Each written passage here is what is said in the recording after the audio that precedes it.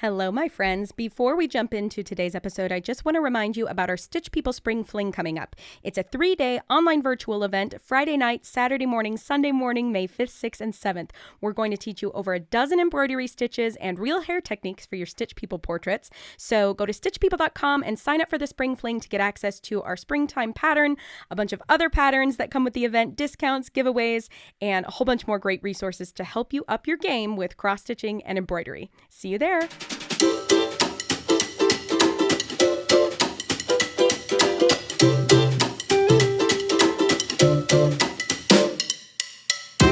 Hello, Stitch People. Welcome to the Stitch People podcast. I'm Lizzie Bean, your host and the founder of Stitch People, where our goal with cross-stitching is to inspire your personal creativity, and our goal with the podcast is to help you make some new friends while you're at it. Today, we have a couple very special guests for you. Instead of interviewing someone from the Stitch People community today for this bonus episode, I've got a really great conversation with my very dear friends, Gus and Jessie, who are respectively Dr. Goose and Ragmop of the team Ragmop Goose. They make puppets, and they make puppet videos, and we even got to have a couple puppets on the show with us today. So if you have the option, I do want to encourage you to watch this podcast on our YouTube channel, youtube.com/stitchpeople, so that you can see them and put some faces to the voices. But I met Gus in an improv class when Spencer and I lived in California. Gus is an actor, as am I. We got to be really good friends. I think you'll be able to see why. His wife, Jessie, is an artist, and just like Spencer and I working together to build Stitch People, the two of them are building up their small creative handmade business as well. And they have such great insights for jumping in, doing what lights you up, and especially content creation. They do a lot of great photo shoots, a lot of great videos. They make amazing reels for Instagram and on TikTok. And it was so fun to pick their brains, get to know a little bit more about them, their history, their creative process. And I think you're just going to love every second of this interview. So get cozy, grab a project that you've set aside and been meaning to put some time in on, and get making as you listen to this episode of the Stitch People podcast.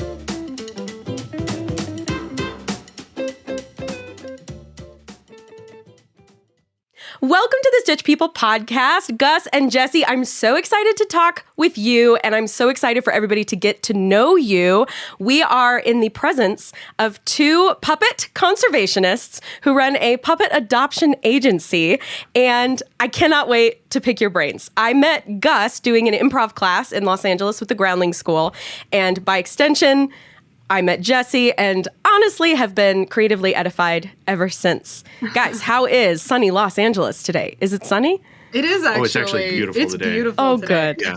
Good. California's been having some real rainy feelings lately. Yeah. This is like the first beautiful day we've had in months, and we're actually bummed that we have to work inside today. Oh, good. That's a good problem to have. Yeah. We're figuring out how to film some puppet stuff outside today, so we're going to probably go do that still. Outside puppet stuff. That's a great segue. Filming puppet stuff. You guys make puppets, and you have a following on TikTok and on Instagram. Will you tell us a little bit about that? Yeah. Sure. The following is pretty new. It just happened. Well, the Instagram following is very new. We had a small following, but then it blew up in the past month. Fun. A lot of things going viral. And, but we just put out entertaining videos of puppets having fun and also not hiding the fact that they are puppets. Sure. So, we're not, they're alive, but they're not. And people seem to like that a lot. So They're real. What do you mean by that? Like, tell us what's the difference? What do you do differently that maybe other puppeteers, puppet people do that, you say you don't hide the fact that they're puppets. How do other people hide the fact that they are? So we've been doing like YouTube videos where we're showing the process of making a puppet with a puppet present, and kind of commentating on the fact that we're making puppets. Yeah. So, because a lot of people make the joke of like, oh my gosh, there's like a pile of fur right next to you and the puppet's there. It's like, they're aware of the process. Like, or they'll reference them as like puppet corpses, and they're like, they're not corpses. They are puppets. Yeah. But they're just resting. Yeah, they're napping. They're napping right now. We're kind of teetering this line. Puppet potentialities. Yes. in anything that makes a puppet, we just, it's a part of their anatomy. Like the rods that hold their arms, sometimes people will say like, oh, you can see the rod. And it's like, yeah, that's okay. That's puppet anatomy. Like that's how, like we have skeletons that help us move. Puppets have arm rods that help them move. Yeah. So okay. Whereas a lot of other like puppet companies, it's real. Like you probably won't see a lot of that behind the scenes or making of, at least with a puppet present. Sure. Like the Muppets, like you don't see the little rods and it just looks like its own little individual creature. Yeah, they're treating it as it's a live creature on its own. Yeah. Whereas we're like, look, fascinating. They know they're puppets, we know they're puppets, so we're all just going to go. I love that. For some reason, that reminds me of that scene in Edward Scissorhands where he like goes to the factory and he sees like, doesn't he, or is it just that the viewer sees how it's made? Does Edward ever become aware of how he was? I don't know. But there's that moment of like sentience where you like understand your origins or something. There's something very fun in that. Yeah, for sure. And they don't have existential crises over it. Like they're just like, yeah, we're puppets. Like that's what we do. But they're still real characters. Like there's depth to them. So it's kind of this like blend of the two worlds of like we're puppet makers, but we put them up for adoption so they can find their family. So because it's all about conserving the art of puppetry and expanding that creativity to other people to make puppetry accessible to people who either don't have experience with puppeteering or are curious about it or they're new to it. So that's kind of like the blend of it of like we're entertaining them by having the puppets present while we make the puppet, but we're also educating them to learn, how to puppeteer or how to make a puppet, how to be, creative with any kind of puppet. Yeah. So, yeah. Guys, okay, I have so many great questions. So first of all, I want to just catch anyone listening up to what I know of you, which is Jessie's background. And I'm just going to summarize and interject anything if I'm getting it wrong or need to correct. But Jessie's like art land. She's an incredible illustrator. She studied photography. She's a professional photographer. So with Jessie's skills, you have like this incredible visual art color and shape and texture brain. And then on Gus's side, he's got that too with hand making. He does woodworking and whatnot, but Gus studied acting. So it seems like you guys are just this great duo where, like you were just saying, you make the puppets, but then you also give them this character, which seems to be just a really great balance of your skill sets where Jessie can kind of design the thing and bring it to life, and then Gus can infuse it with a personality. That's how I envision it going down in my head, just knowing what I know of you. Is that kind of how it works?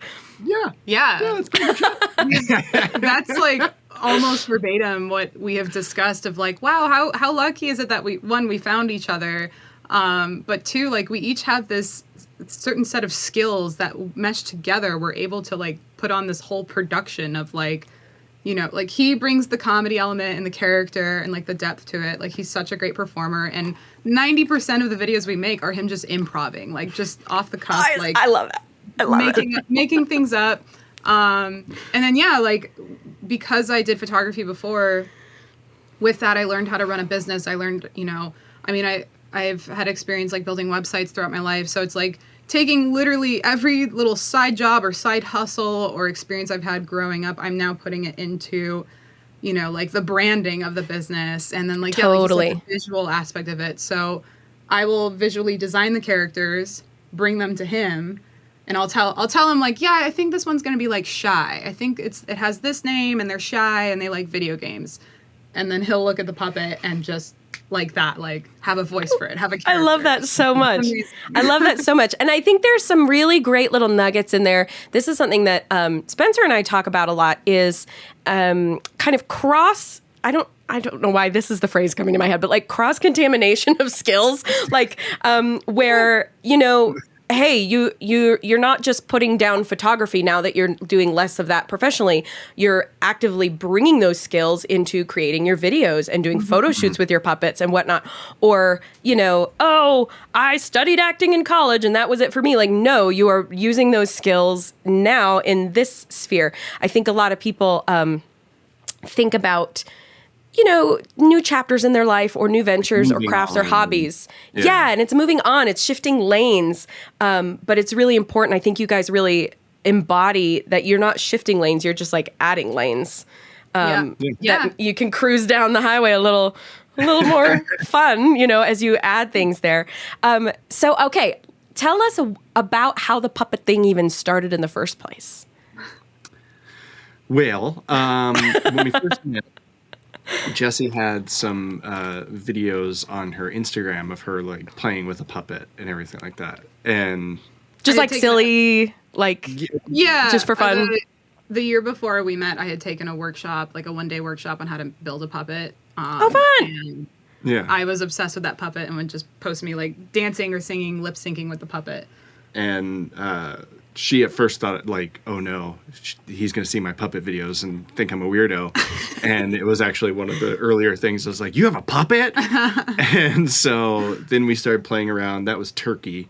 Yeah. And Turkey was like our beginning of the idea of like playing with puppets and doing a type of show or something like that. And we had even like come up with a whole show for Turkey. And wrote a theme song. Yeah. Had like other characters we were going to build and stuff. And then just life builds on. And so we were just like, okay, well, that's an idea we have, you know. And this was back in 2015 when we had first met. Yeah. And I think we wrote the show idea and the song that same year. Oh, yeah. I mean, we had to all like down everything. Yeah. And then, awesome. We never really did anything. And then we always kind of like played around with puppets. We did one where it was like a chin puppet of my chin and I was upside down and we put googly eyes and like Jessie made a body for it and everything like that. So we still kind of played around with it, just had fun doing puppet stuff for ourselves. Yeah, and we would share videos online every now and then and our friends would get a kick out of it. Yeah. Then we started hosting little puppet making workshops for our friends. And they were enjoying that. And I think it was just this gradual thing, like over the last, I don't know, it's been eight years, I guess, 2015, 9 years. Wild. So just gradually just getting, like falling more and more in love with it. Like the more puppets we made, the more fun characters we had. And then Jessie finally made like a big sack puppet that takes like 2 puppeteers to do. Oh, fun. So we had that one. Then we did like, that was after that one, we finally did like a big production of kind of a puppet video. Yeah. And we did Walnut's Masterclass. And that was like a whole fake trailer on I love Walnut's Masterclass. Yeah. So that was like our I remember when I met you guys and it was like, oh yeah, we do puppets. And it was like, I don't know if it's on YouTube or anyway, I came across it and I was like, this is the funniest thing I have ever seen in my life. Will you tell us what Walnut's Masterclass is? Yeah. Walnut's Masterclass is everything about nothing. It's a parody. Kind of like, if you've ever seen those YouTube commercials for the Masterclass at like of Robert De Niro's acting or Steve Martin or whatever it is, yeah. It's literally it's like big celebrities teaching their skills, right? Gordon Ramsay with cooking. And it's like it just gives you like a trailer. Very classy. Like, what you're gonna learn, and we thought Walnut is the master of none. Nothing. Yeah. So we needed a master class of like, okay, it's like he's like, I'll teach you how. Walnut is, I'll teach you how to make macaroni and cheese and change your cat's litter box, and and then you'll be able to master that. And it just goes on and on. But most of the times the lessons ended with just ADHD run-on sentences and stuff. Oh, Walnut. Bless him. So that was like your first production of puppets. That was like a larger scale thing that we did. Yeah. I would say that was like our first like, okay, we have this idea, let's put it together, let's write out the script and let's film it. And that was honestly, I think, just for our own entertainment. Like we loved the idea and wanted to see that concept come to life. So I think that was 2021, 2020, something around there. And then when like things started coming back, Jessie was delving into Patreon and doing more of her illustrations and art, and then decided to do a puppet adoption for one of like her, things. Yeah. And just she made a bunch of puppets, and then she decided that she wanted like pictures taken of them. So then she like, that's not something you can really do as a one-person thing. Totally. So she handed them to me and told me like little things, and so then I started just like we weren't doing any video. It was just taking pictures. Yeah, yeah. And I just started talking. Just the two of you, and, like doing characters and like not paying attention to the photos. and I was cracking up, and I was like, oh my god, we need to film this. This is hilarious. So I just set up a camera like behind the scenes. and filmed me, like, you know, a little photo shoot of the puppets getting their portrait taken. And he just leaned into the puppets so much. Each one, like, just kind of blossomed with their own character. And they, you know, I wrote them with their own little personalities just for their bios on the website. Yeah. I really never planned to delve into like video content, because it's like a very demanding job to do videos. Yeah, full time. totally. So, but when he did this, I was like, oh, this is really special. Whatever is happening here, I need to record this. And we had posted a video, and people loved it. And one kind of went like viral, like hit like 500,000 views on TikTok. And then a couple weeks later, we kind of kept up with the video thing, and we did a bee puppet and posted a video of a bee puppet, and that went ultra viral. But again, that wasn't even a video we planned on. Yeah. It was just me playing with a puppet at the foot of our bed. Yeah. And Jessie just happened to pull out her phone and record it. And we were like, this is hilarious. So she put it up there, and... Well, actually, like, when I posted it, I was trying to commit to, like, posting once a day. So I was like, Yeah. I have this video. I'll just post this Throw it up video. there. It's Right, not that yeah, because sometimes you're just like, I gotta do something. And that was like a part of it. Like, you see me holding the puppet. Yeah. So it wasn't like there's no production. So there's your like no... puppet inception a little bit. Yeah. Exactly. So it was kind of the beginning of that. But like, people just were able to drop whatever that was at the beginning, and they just saw this and they connected it with whatever pets they had, whatever, because it was the bee trying to eat his hand and Jessie telling him to stop. Mm-hmm. And so it was like any dog owner, cat owner, anything has had that same Or even parent. interaction. Just Totally. parents in general. Yep. Yeah. And that video took off, and that really was kind of like setting the stage for what we're doing currently, and kind of what we were like, oh, okay, this is it. Because before all this, it was always like, we could try this, we could do that, you know, and we had like, you know, a couple of videos go viral before that moment. But this felt like, oh, this can be a business in and of itself. Like, we do puppet adoptions, they have characters, you know, and the more that we do it, the more that we're still kind of defining it. Like, we're still figuring it out. Like, all of this has happened within the last year. It's been 8 years of building towards, but really only in the past like year and a half have we really like have the groundwork to actually make a business out of it, I would say, and like potentially like, shift it into a career. I mean, we've been doing it full time for almost a year now since So that first great. adoption day that went viral, and it's been so much fun, and it is truly like such a it's just such an incredible thing to, like, at least once a week we look at each other like, can you believe this is what we're doing? Like, we're making puppets and making videos. this is our job. Yeah. It's so magical, because this was kind of a dream of mine since high school. Like, I was making stuffed animals back then and doing like the same concept of like, here's an animal, it has a name, it has a personality, and it's available for adoption. But once I, you know, learned how to make puppets, then it kind of shifted into that. So it's literally, I look around, I'm like, I'm literally living one of my dreams right now. This is so wild. I love that. I just want to like call out a couple things in your story. I think one of the biggest things that I saw and heard in kind of your timeline there is when you were talking about Turkey, your original puppet that you kind of connected on, and you extrapolated this whole idea. You had a whole show for Turkey and a song for Turkey. Nothing ever happened to Turkey.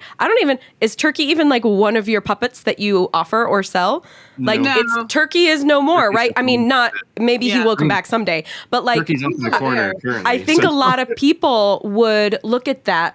There might be a tendency for people to be like, oh, well, you know, if I did that, like, wasted time, oh man, wasted effort. But to me, not at all. Like, sometimes you have to, because this has happened to Spencer and I too, where like we had this, you know, I mean, we had a t-shirt business once, and we made like funny graphics, and we had a website, whatever, and we killed it. Like, it doesn't exist anymore. But there's so much that you learn in the process of development, and taking any idea that you have that excites you, like, to its fullest extent that you're capable of in that moment and at that time. And for where you guys were at, it couldn't go farther than you got it.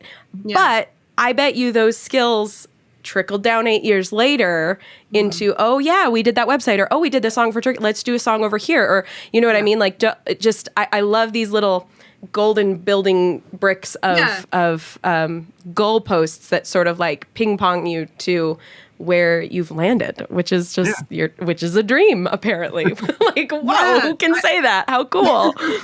It's awesome. The way I see it is like every little experience that we've had has just kind of been like a stepping stone to where we're at now. And, you know, even with my photography business, I was doing it full time for many years. I went to school for it. Like, it was my profession. And it was something that I was like very, you know, I had spent years building my own business to do that. And, you know, when COVID hit, a lot of my, I was doing weddings. So all of my weddings got postponed or canceled 2 years. And that's kind of oddly what like steered me into doing puppets full time. Cause I was like, I need. What else do you have to do right now? I mean, those first few months of quarantine, it was like, I'm going to make puppets. I'm bored. This is something I always have to put off because of work. Now I have all this free time. Let me do it. And when things started opening back up again, I was kind of juggling both like the puppet business and the photography business. And I had to make a decision. Like, I can't manage both. This is way too much work to take on. I need to make a decision. Like, is it going to be my art or is it going to be my photography? Both things that I am absolutely passionate about and love dearly. But ultimately, I decided, like, I had already been doing photography for 10 plus years. And even before COVID, I was starting to feel a little burnt out and missing art. Like, there's something about creating art that just kind of like channels a different part of me that I was missing connecting with. So when I decided to give up photography, for months, I was just thinking, like, what am I doing? Like, I have built this career. Mayday. Yeah, I found success in this career. I'm good at this. Like, I'm confident, and I'm going to start all over from scratch. Like, why would I, like, that's 10 years that I've wasted. Like, I did have that, you know, mentality. There's that mentality. What am I going to do? But very common. Yeah. Then when we started doing more of the puppet stuff, I kind of realized, like, no, I didn't waste those 10 years. Like, everything that I learned building that business, I can now implement in this. Everything I learned, you know, how to use a camera. I also delved into like wedding videography during the time. So I learned a lot about audio. Then you learned about audio during that time too, because he was helping me. Yep. Video, like literally it's just kind of amazing because it's like, oh, that was just kind of like the precursor to what we're doing now. Like, that all was supposed to happen so that when we did launch this, we were like ready, guns a-blazing, just like, we already know what we're doing. Yeah. Like, you know, it's a new business model. So we're learning, you know, new elements of running a business like this because it's e-commerce, it's video content production. But we had the groundwork kind of already laid and the experience of like, okay, well, we know we got to do taxes. We know we got to do bookkeeping. We know we got to do that. So like all the like really hard stuff about opening up a business, like I had already had experience with. Yeah. So. Yeah. Well, and especially with the wedding industry, there's a very, very, what is that line? There's a special set of skills for communicating with brides and brides' mothers. And so I'm sure has finessed your customer service of your e-commerce. Yes. I greatly admire. You guys are really, really good communicators. I'm part of your Patreon, but even beyond that, like, the way you're always posting updates to your stories and like keeping people in the loop, keeping people informed in a way that I think is really admirable. Because I'm sure, as you've noticed, or as you know, in the video production, the TikTok, the going viral, like it's all about building that community, building people who get it, who like it, who want it, and they just want to be kept in the loop. And that's something that not a lot of people grasp early on. But I'm sure with the way that oh, your wedding's only 2 weeks away. Looking forward to meeting you at such and such place and time. Bride, do not fret. I will be there. Know, the way that you have to communicate is anyway, I think that translates really nicely into what you do now. Thank you. Yeah. Communication, deadlines. Yeah. I wanted to double back just a little bit to like take the time machine. When you were like considering, can you tell us a little bit more about both, Jessie, your inner dialogue, and Gus, kind of your outer perspective of the conversation when you realized, okay, photography is taking up so much of my time, puppets is taking up so much of my time, I like them both. How did you acknowledge that something needed to give? And what elements did you break down I don't know if it was a pros and cons. I don't know if it was what it made you feel or what you got excited about. But like, what exactly was the minutia of saying like, no, we're going to do puppets. We're going to take the leap. What did those conversations look like? Well, I mean, it was going back and forth, and we had a conversation because Jessie was really trying like the Patreon, like doing art and stuff like that. And she got to a point where she was like, you know, I'm not getting that much from this. I don't have many patrons. And just to preface, this was before the puppets took off, and I was just focused on my personal illustration career. Okay. This was before we got... That's like custom orders and art, like just graphic drawn. 2D illustration before we partnered up with the puppet thing. Yeah. Cool. And so she was just kind of like, just really trying to figure out like, what's the direction to go? Mm-hmm. Is this something to continue pursuing, or with all the work she had done in the past, it's like, do I just go back to photography and do what I've already built and what I've already done? Because it's working. Like, it was kind of like an easy kind of like, well, I could fall back on this because I've already got it going. Mm-hmm. Yeah. I've already had all the work, all the years. A guarantee. Yeah. So we had a lot of talks, and it really just kind of ended of like, okay, why don't you give it all you can? We'll give it a timeline of like, you know, this amount of months. If nothing has changed by then, or you haven't met this goal of having this many patrons and stuff like that, then maybe we look at it and say like, okay, you know, if you were close, be like, you know what, keep going. But if nothing had really changed, it'd be like, you know what, maybe... At least you gave it a try. Yeah. You tried it. And now we can go to something that you already know, or if you want to try something else, we can do that. Yeah. But it was just kind of like setting the goal, setting the guidelines of this is what we're looking at. And this is a realistic way of looking at it. And if it doesn't go that way, that's okay. Yeah. You at least try. I love that, because I was fully expecting, honestly, I was fully expecting you to be like, well, I just felt the spark and the passion over here, so I leapt and the universe caught me, which does happen sometimes. But sometimes you need to have a logical, realistic foundation under a very, you know, whimsical big dream. They can go hand in hand, and I think that's a really, really astute part of the story. Like that's really, really cool that you recognized a spark, a joy, a creativity that was waking up that made you say, no, I really want to give this a go. But you sat down, you said, okay, how much, you know, we got to make the rent. How much does it need to bring in? How much, what does that look like? What are the ways that I could go about doing that? And yeah, giving it a try, and then building into literally, like I've done this before too, where you just mark it on your calendar ahead of time. Like today is the day to reassess how XYZ has been going, you know, and did we meet the goal? So that's really cool. I love that. Yeah, I would say it was kind of like a blend of the logical thinking and the whimsical thinking. And I don't know that the whimsical thinking could have been as strong of a voice had we not hit the lottery with our videos going viral. Like, we got so lucky with that, and I don't know the secret to like how it happens or whatever. Like, I don't think anybody really understands the algorithm, but it happened, and we just saw it as like, we have to take this opportunity. Like this, we literally just hit the lottery. Like we have a video that hit millions of views, and our following is growing like wild.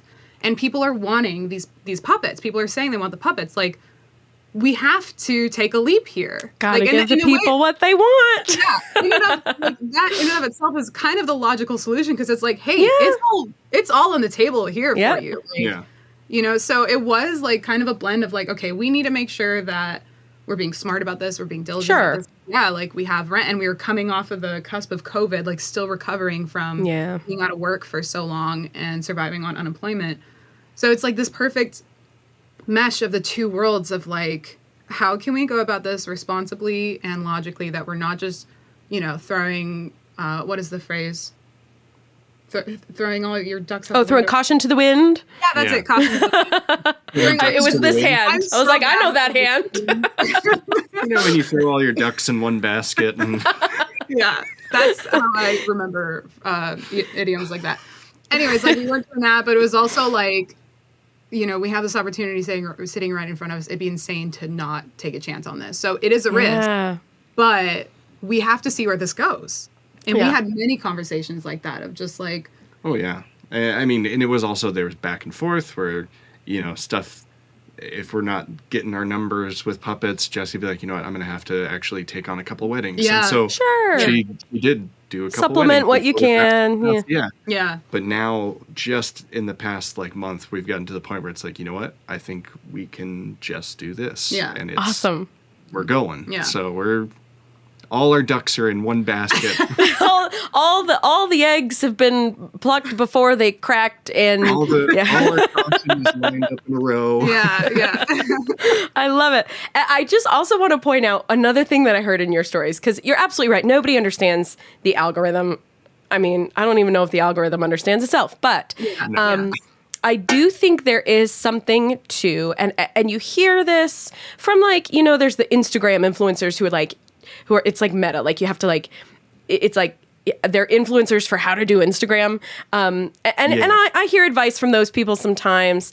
But I definitely heard it in the stories you were telling that, like, your number one videos were just things that you guys did because you thought it was funny. Yep. And I think there's just a really pure truth there. Because the sad reality is we live in a world where if you're doing business online, you've got to be on social media somewhere. You pick your favorite and go. You don't have to do it all, but you've got, I mean, TikTok, maybe Instagram, Twitter, you've got to be doing something. Yeah. And people get really, really heady about, like, what's trending and how to do, this style of video, I can do that. Like, what I'm hearing from you guys is to just be yourself. Yeah. Yeah. And if you are genuine and you're laying, you know, at the foot of the bed with a puppet on your hand and it's eating its own hands and it's just funny and you're giggling about it, people will relate with that because you're just being genuine. Yeah. And so to trust that. And not every genuine video is going to go viral, of course. Right. But I think there's safety in just showing up as yourself, which is very vulnerable. So kudos. We get disappointed when we put, like, a lot of work into one video and we think this is the funniest video, like, people are gonna laugh, and then it gets, like, no views, and we're just like, well, that was okay. Right. Yeah. But you know, Which also isn't a reflection that it wasn't funny. It could have just been that you posted it on a Thursday morning and the algorithm says, it feels like, it never necessarily means anything. And and like you said, the people who have those accounts that are like, here's how you get your following, and then you look at their videos and it's like 1,000 views, and you're like, well, obviously you're killing it. way to go, guy. But yeah, it's such a weird thing to navigate, and the way that we've been kind of going about it is like, don't take it personally, just keep going. Totally. Truly, like, speaking from experience, you absolutely have no idea when one video could potentially take off, so just keep posting. Like, there's no pressure. If you're enjoying it, at least if you're having fun making whatever you're making, and you're doing it because you love it, that is a lot different than, like, I think forcing yourself to do something that you're not enjoying, that you feel obligated to do. Like, I know for us, we tried some of the trends, like some of the TikTok trends of, like, oh, okay, we could do this, but the puppets will do it. But we just weren't having fun with it. It was just like, no, we want to do something. It's like forcing yourself into a mold. Yeah. And so that's kind of been our rule, is like, we're not going to really do the trends. Like, maybe every now and then if we genuinely like the trend, but we're not going to do the trend because that is what's expected. Right. For the trend's sake. Yeah. Like if it aligns. Yeah, I really, really like that. Tell us about your process for content. Do you plan your videos ahead of time? Do you keep a running list? Do you just wake up one day and say, what do we make today? You know, as far as, because you guys do great photo shoots, great video shoots. What does your content planning look like? Yeah. All of the above. It's all A little bit of everything. I mean, there's ideas we've been sitting on for months, almost years, a year. Even. There's stuff we wrote way back when that we're like, oh, we could do that now. Yeah, and then there's other times where one of us, or a lot of times I'm either in the bathroom or cooking, and I'm just like, I've got an idea. Shower ideas. That's the thing. That's it. And so, you know, it's always a mixture, but we, honestly, it's just us going back and forth on, like, either it's a small idea or it's the full idea, and we'll just talk back and forth of just like, oh, wouldn't this be funny? And we always just lead from, like, what we are laughing at. Yeah. Like, if we find it funny, we're like, oh, that's hilarious, we have to do it. Yeah, like, totally. And we're really now at the point where it's like, we don't care what I mean, we love our audience to love our stuff, but like at the same time, we don't care because we're just going to make whatever we think is funny and what we want to make. Yeah. So And it keeps you excited about it at the end of the day, which is the most important thing because it's so easy to burn out. Yeah. Oh yeah.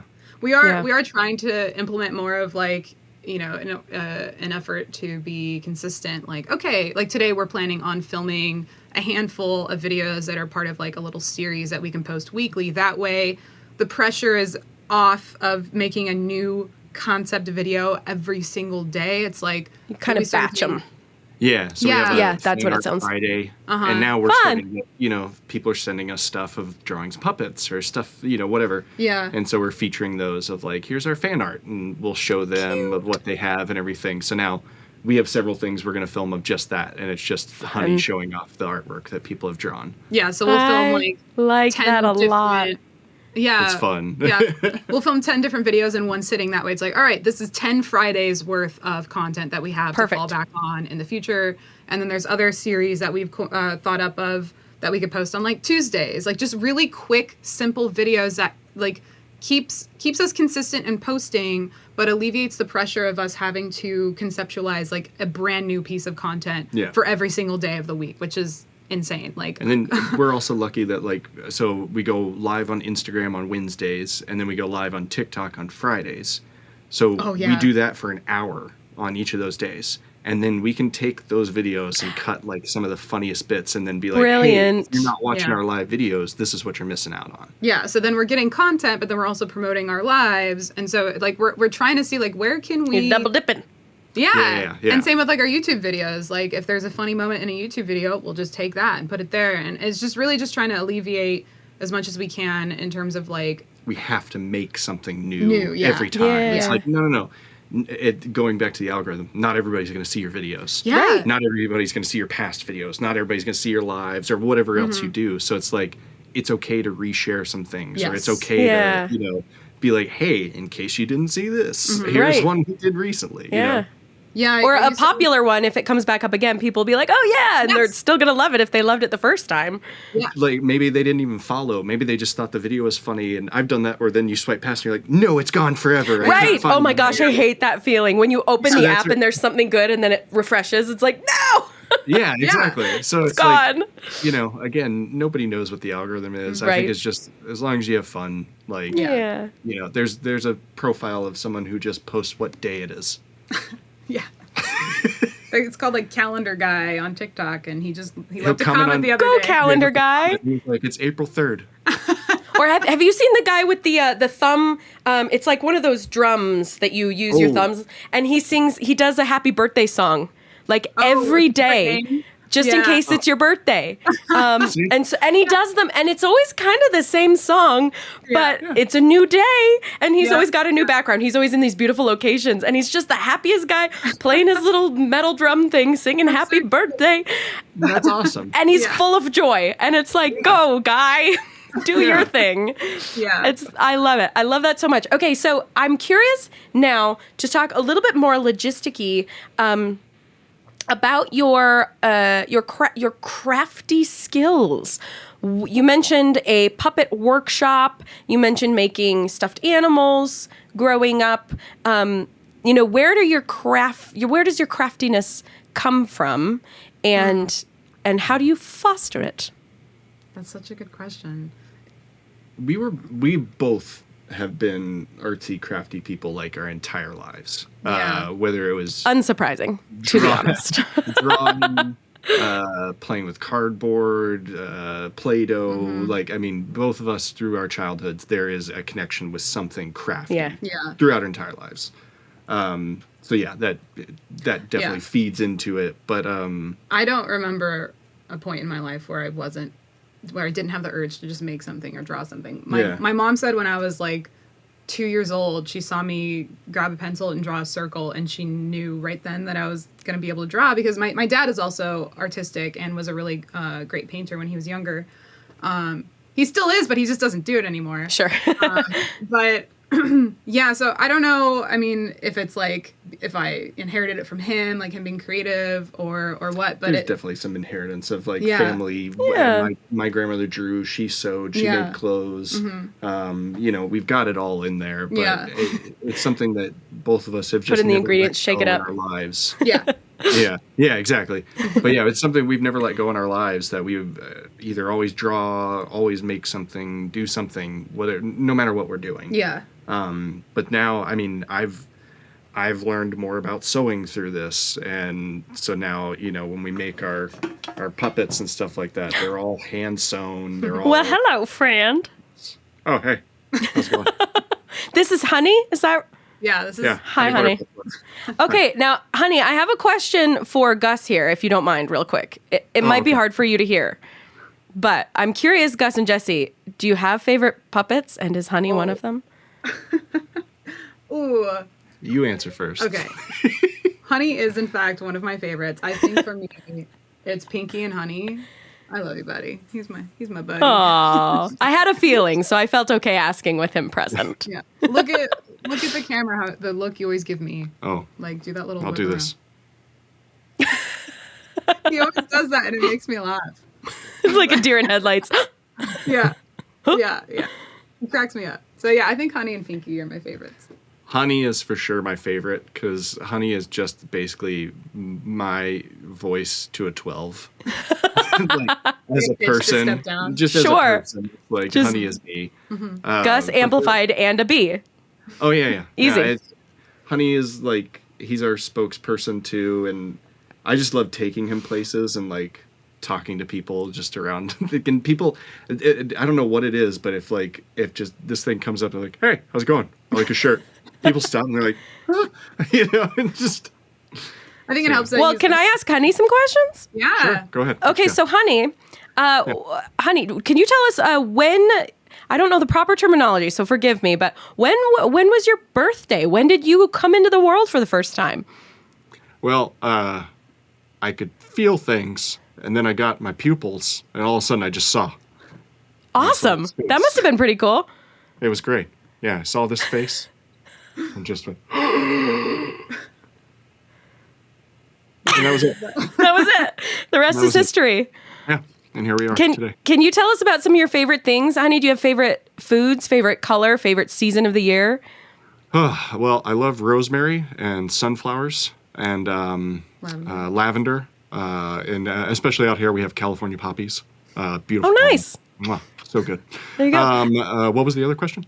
I just kind of wanted to get a sense of some of your favorite stuff. That's all. Oh, okay. Honey, you posted a video recently about meeting the Jonas Brothers. Did that really happen? That's a true story. That's a true story. Can you tell it again for the listeners who might not have seen that video? So, yeah, of course. Back in my days in New York, I used to work for a catering company, and I was put in charge of the VIP elevator. And just so happened it was an event where the Jonas Brothers were playing with the Roots. I just playing some random music, just random coincidence. They were all there meeting, and everything. I had brought the Roots up, and they were really nice and everything. And then the Jonas Brothers just so happened to get in my elevator. That must have been pretty cool. Oh, yeah. And me being the jokester that I am, I kept my back to them, and I said, "Oh, so you guys here to see the Jonas Brothers?"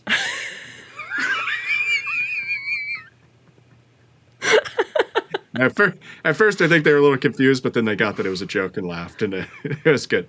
And then, of course, it was a short elevator ride, so then they had to get off. Yeah, that makes sense. But it was good. It was good. You just have a very cool histoy, honey. Oh, yeah. Thank you. You've done things, you've seen things, and I just appreciate a puppet that has depth. Yeah. Hey, Yeah. I appreciate that. I appreciate you appreciate that. Yeah. Honey, can you tell me about the crafting process of puppets? I hear that you often will watch Jessie and Gus making new puppets. Is that weird for you?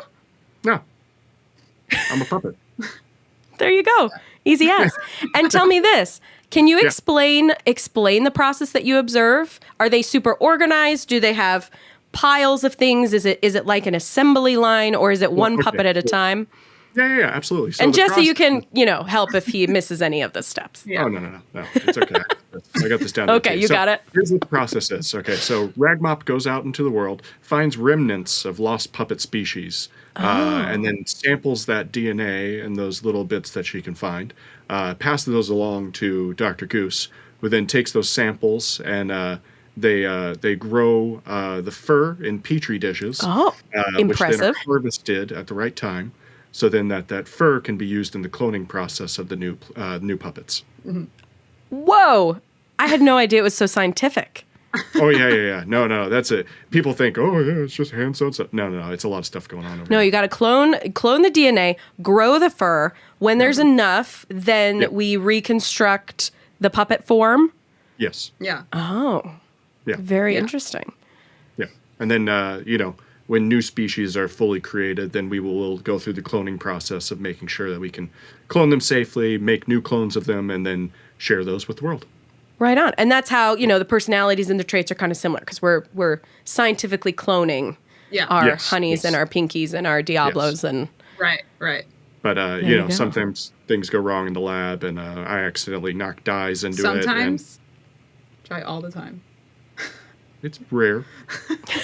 Ish. But sometimes I knock dye into the vats, and like in March we had green puppets. Oops. I thought they were really cute. Happy Just in accidents. time for St. Patrick's Day. Yeah, exactly. It's a happy accident, honey. So, honey, tell me this. As far as now that you're a part of the process, I hear you're sort of the spokesperson for Ragmop and Dr. Goose here, which congratulations, by the way. What do you wish that more people knew about small businesses and handcrafted businesses and makers generally who are, just trying to make their art and sell it in the world? I'm sure you see a lot. One thing I will say is, and I think you would agree on this, just because someone has a following of a large amount does not mean that they're Amazon. They're Amazon. Orders can't be instant. Oh, yeah. Nope. Excuse me. And, things take time. These are handmade. And what you see right here is the employees we have. And, if 4 hands are making these things and 2 hands are being used to entertain, we're down to 2 hands. So that's even fewer hands. Yeah. So patience with small businesses. With honey, artists. can I have something. I'm wondering if you've noticed this as well. With Ragmop, Jessie's background in art, in graphic design and illustration, from the get-go, I know you said we just started doing these videos, doing these puppets, but from the very beginning, it has a really cohesive look and feel, really solid branding. It looks really, really good. And when you have really solid branding like that, it feels really legitimate. Stitch people, likewise, I had a background in graphic design. I worked as a graphic designer. And so from the start, it was really important to me just that things looked really good, really professional. Similar to having a big following, I have found that people conflate kind of cohesive and good design with a bigger, I don't know, people get the impression that it's bigger than it is because it looks good and it looks legit. Have you found that to be true with your team and your experience?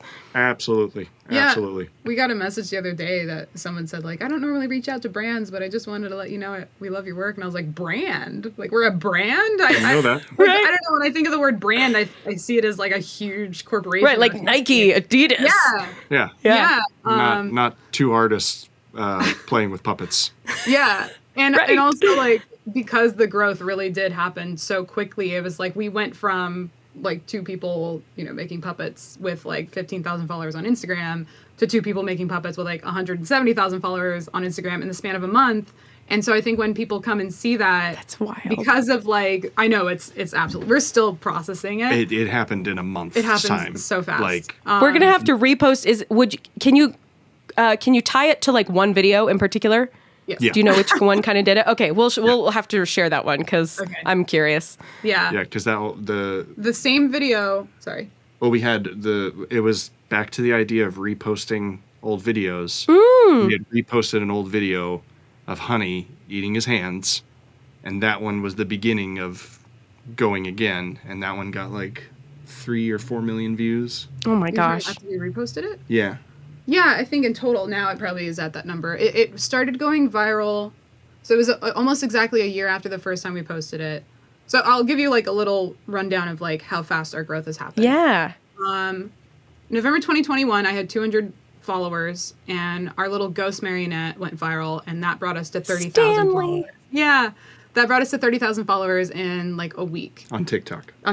Yeah. So then, flash forward to March 2022, the bee puppet video went viral, much more viral than Stanley did. That brought us from like 30,000 followers to 100,000 followers. Well done, honey. And then we got up to like 160,000 followers by July 2022, and we were stagnant at that 160,000 on TikTok up until March last month, when we reposted his video. That gave us a little boost, and then I think with that boost, we posted our Pinky video that just skyrocketed and took us from 160,000 to over 300,000 in the span of like 10 days on TikTok. Yeah. And that same video is what brought us from 15 to 160 on Instagram. And we're still kind of like slowly growing. It's slowed down a little bit, but we're still kind of having this like very gradual, easy to digest growth, which like, don't get me wrong, the growth was so exciting, but it was so overwhelming to keep up. On that point of like going from 15,000 to 160,000 followers, and people see the quality of our stuff and think, oh, this must be a whole team of people doing this, making these things, and I want this, I want that. We're just like messages, emails, comments, like I want this, can I do that? When's your next adoption day? It's sold out. How do I buy it? How do I do this? So it's like we spent like 14 days straight just like on our phones trying to keep up with all of these messages. Right, which means you're not making puppets, which means you're getting even farther behind from what everybody's wanting. 4 hands. Yeah. If if you're not entertaining. Yeah. To answer your question, I do think that it does kind of give this appearance that we are like some kind of massive corporation. Totally. Like it's a double-edged sword, because you look fantastic and people perceive you as very legitimate, which helps, but then they get, you know, I with Stitch People, especially because we kind of started, we were on the like very beginning of this upswing in the cross-stitch portrait world. People perceive us to be like this big company, and similar to you, Spencer and I have very complementary skills. So it's always been at least the two of us. And I know not every crafter maker has that. Some people are really just going it alone, and they've got a supportive partner, but they don't work together. Yeah. So, okay, we at least had the two of us. And then I really, customer service gives me like, I can't. So that was one, like the minute we could, I hired that out, just because I get frustrated by people's questions that I've already answered in books and patterns and videos, and then they're asking the same things anyway, and it's just hard for me. And so we hired that, and so we've had a couple part-time contractors here and there over the years, but at the end of the day, it's just a couple of people. And I think people get their panties in a twist about like, well, why aren't you doing this faster? Why aren't you offering that? And I know you guys have similar values to us of like, if you're going to hire help, if you're in a bind or you have a busy week, like you want to pay that person well, often absolutely. To your own expense. Like, and so then there's this balancing, and then people get upset about like if you're raising prices, or why don't you run more sales? And it's like, because we can't, it's just the two of us, you know, because they perceive this team. And then they perceive that you're not like them because you're a bigger business than them. And it really, you're often not. Yeah. And you're like, we're doing the best that we can. Right. Like, we don't want people mad at us. Cause I mean, that's like, we had probably, honestly, thousands of people between emails, comments, and messages say they wanted their own Pinky puppet. Just one. Yeah. Like one of the characters. And we were like, we can make thousands.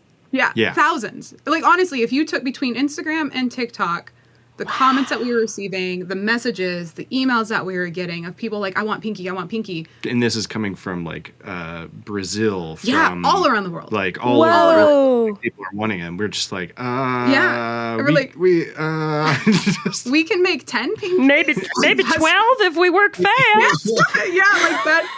Truly, I mean, because it's like we still want to. We don't want to only make one puppet. We still want to keep to like our whole little family, and like other people maybe don't want Pinky. Maybe they want a Honey or something. So it's true. I mean, I have a Roland myself. I think he's very underrated personally. Yeah, but yeah, it's so challenging because it's like, it's one of those things where if we were prepared for something like that, we could have had more like Pinky merch listed. Sure. We had, we're in the process of developing plushies for Roland, this is Roland. Hi, Roland. Oh, hi there. You look so dapper in your cape. I got ready for the Ren Fair. What do you the think? Ren Fair. Oh, what a joy. Yeah. Roland loves the Ren Fair, I hear. Yeah, he does. I do. It's so much fun. But we're in the process of making plushies of Roland, and we're going to do Pinky and the Bees after this. But it's like if we had been prepared for something like this, we could have had things in line for people who maybe like, don't want to. But you never know when it's going to catch fire. Yeah. And also the process of making a plushie it's already taken like 6 months to do just this. So it's like just to get it right. We're telling people like, hang in there. We're working on it. Yeah. Promise. Yeah. And it's hard too because it's not up to you, and you got to get the prototypes, and then you got to adjust them, and you're working with other companies, and they're working with other people. Like everybody's busy. Yeah.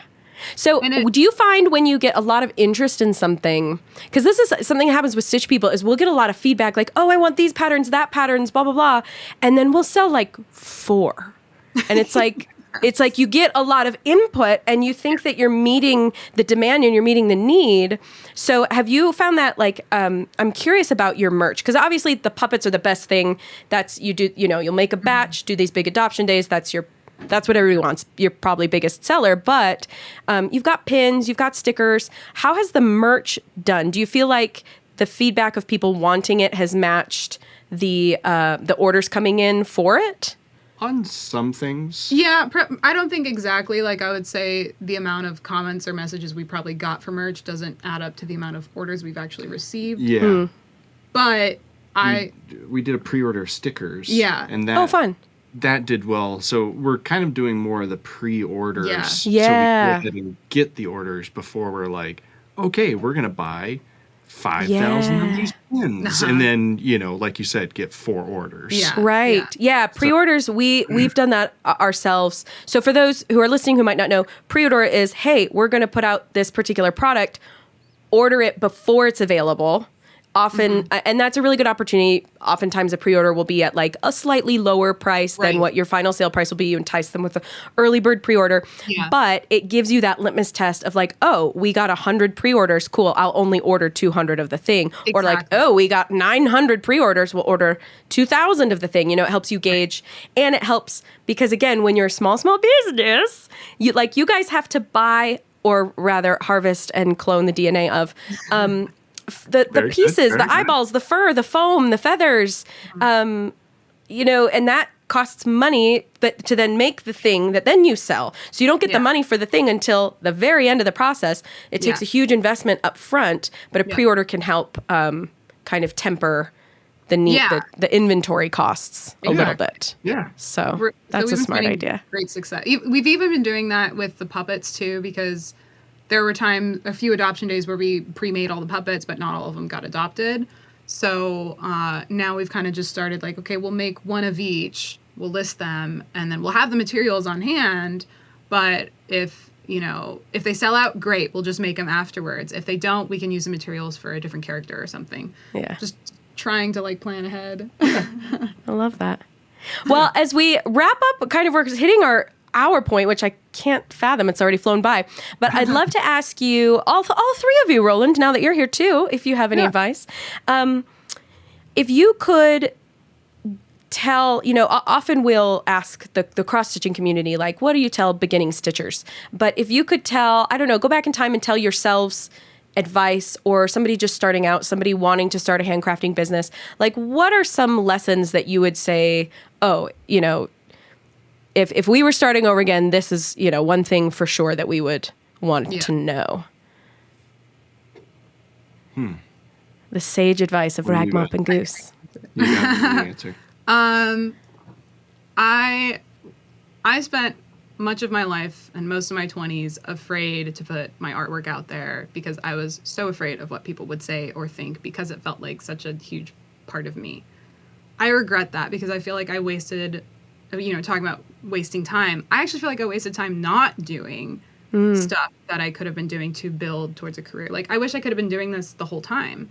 So my advice would be is like, if you enjoy something, that's all that matters. I know that sounds so cliche, but it's truly how I feel. Like, if you enjoy making, whether or not you're good at it, doesn't matter. If you have fun with it, just do it. If you want to share it, share it. Doesn't matter if you get 1 like or 100,000 likes. Like, just do it for yourself. And who knows what could come of it if you do continue to put yourself out there. I always say that the best way to fail is to not try at all. And I just feel like, yeah, if you're chills. not, everyone's afraid of failure. We all are. And I think that's usually what keeps us from trying something. And ironically, that's how you can fail at it because you never even gave it an opportunity to even, flourish. So the worst that could happen is that you get better. Yeah. Truly. That's it. And the more that you post, like, you can only keep growing. That's the thing. Like, it may be very slow, but if you don't post, then you won't grow. Or if you don't share yourself, then you won't make connections. It's like when you see those artists who draw and they put up like, here's how I drew in 2017, 2018, 2019, 2020. And you see the progression of them getting better and better as they practice and keep doing it. It's the same thing with anything you do. The longer you do it, the better you get at it.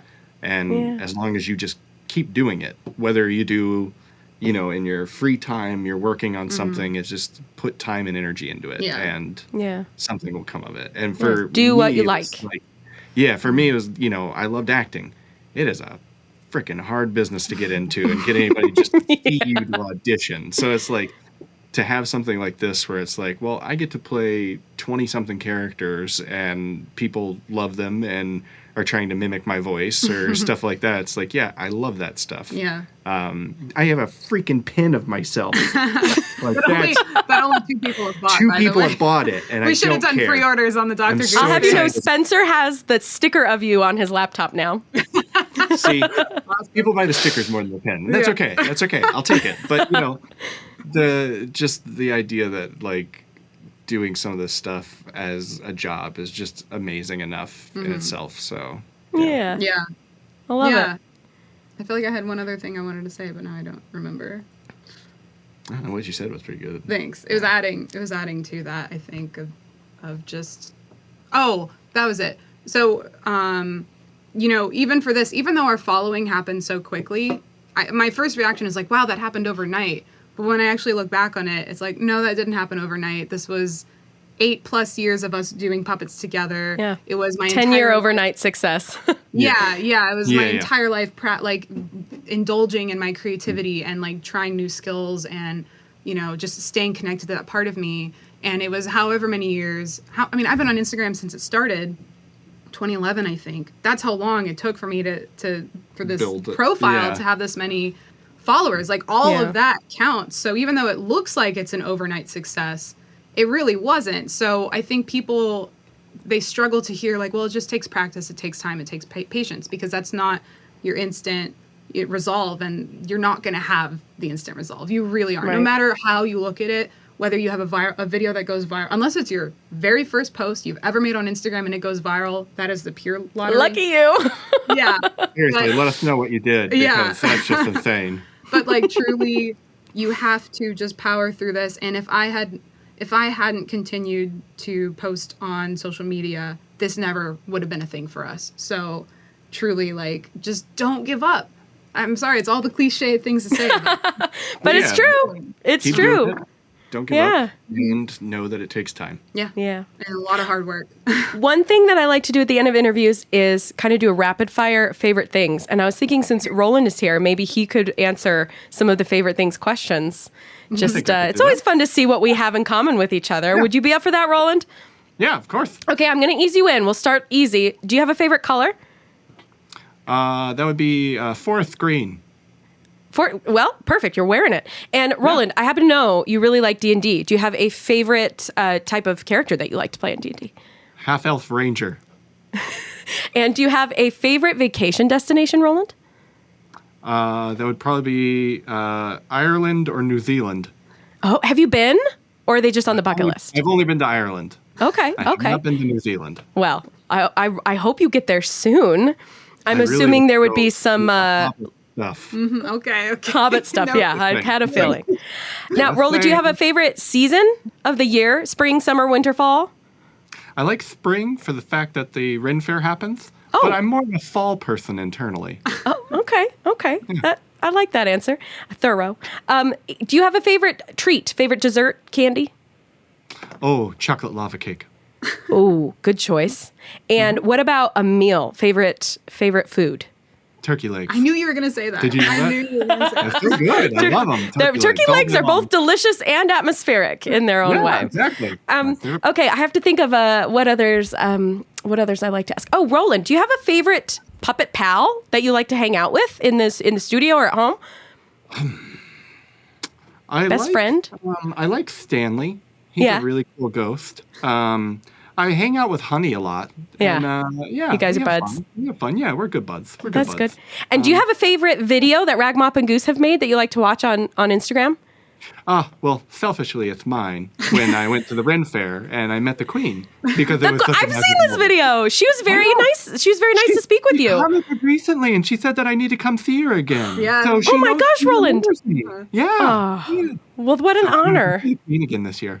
Oh, well, Roland, do you have any final thoughts you want to share with us before we say goodbye?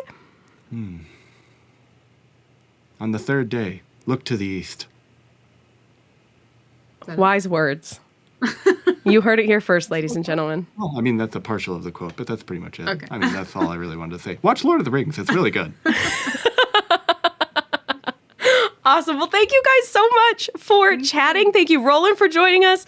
Gus and Jessie, you are two of my favorite people in the world, and it is always an inspiration to chat with you and swap stories, brainstorm, share ideas, and really appreciate you. Thanks so much. Thanks for We love chatting. hanging out with you. Tell Spencer we said hi, and Yeah. also I hi, sure Brisbane. will. Yeah, full disclosure for anyone listening, the audio guy, I think, at the end of every episode was the audio guy on a pilot project that I wrote and Gus starred in. So someday when you see Dig Dirt on network television, do watch that show for all of our sakes to help make our Please. dreams come true. Yes, please. Someday. Awesome. Well, thank you guys.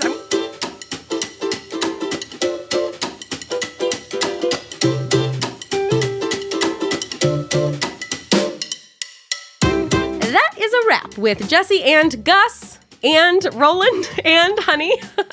I hope you had as much fun listening or watching as I did chatting with them. I really, really love like Jessie said, it can sound really trite to say, oh, just keep going.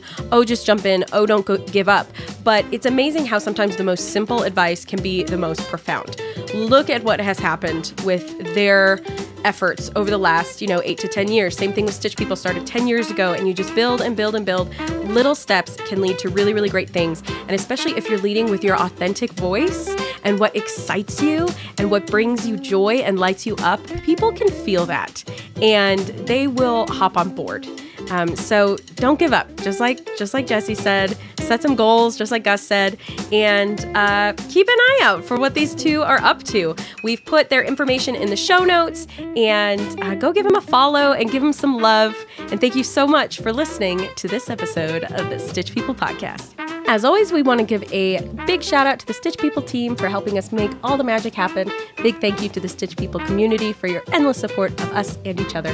Thank you to Jonathan Boyle for the great jazzy music, and to our mutual friend, the beloved Brandon Yost, who does all our audio engineering. Have a great day, and happy stitching.